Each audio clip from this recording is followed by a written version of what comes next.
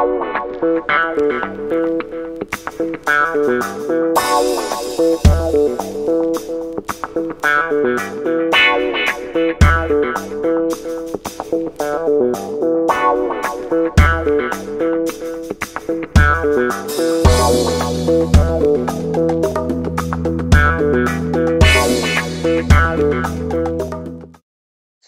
et bienvenue pour cette troisième vidéo.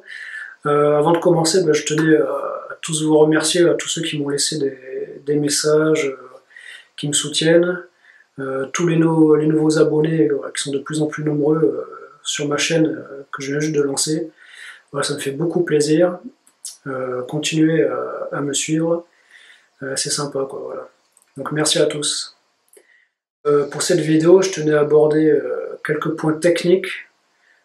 Toujours dans le but d'améliorer tes apnées, tes agachons principalement, voilà, pour aborder la partie du canard, du palmage, la position du corps pendant la descente et également la remontée.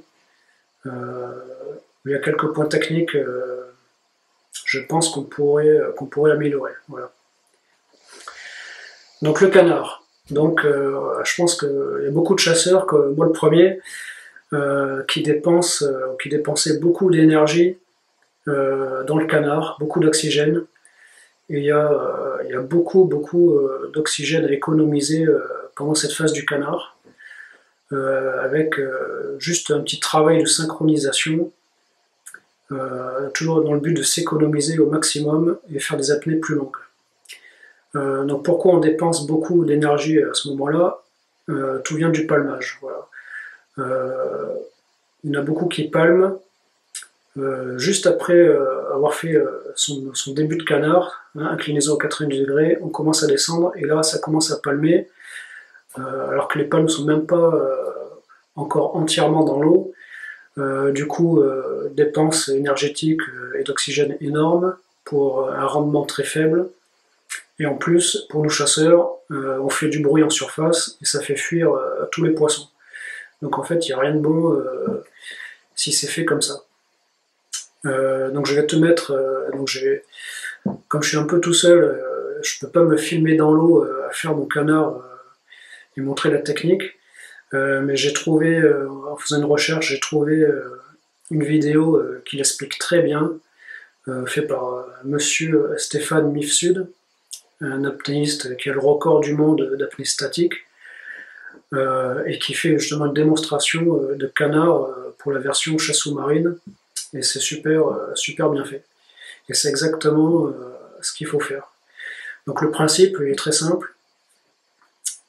On palme légèrement pour se donner une petite vitesse, on commence à faire notre canard, on lance le fusil, on donne de l'élan vers le fusil, on le lâche, il descend tranquillement, et pendant ce temps, on fait une brasse, et c'est cette brasse, donc les muscles haut du corps, qui dépensent très peu d'énergie, très peu d'oxygène par rapport à nos grosses cuisses, qui sont très gourmands dans l'oxygène.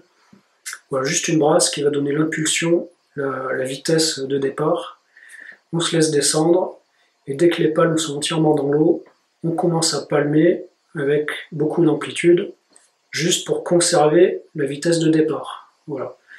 Donc le but, c'est vraiment ça, c'est faire une brasse pour donner l'impulsion, la vitesse de départ, et on enchaîne, une fois que les palmes sont entièrement dans l'eau, par un palmage régulier, sans forcer, avec de l'amplitude, et on va diminuer cette amplitude de palmage au fur et à mesure de la descente, jusqu'à devenir en flottabilité neutre, voire négative, et se laisser descendre vers le fond. Donc il y a une petite synchro à travailler entre le lâcher du fusil, la brasse, reprendre le palmage, rattraper le fusil. Voilà, faut s'entraîner, mais franchement ça vient très vite. Et tu vas voir que tu vas t'économiser en oxygène, mais de manière significative. Voilà, donc je te laisse voir la vidéo et tu verras, ça sera beaucoup plus parlant.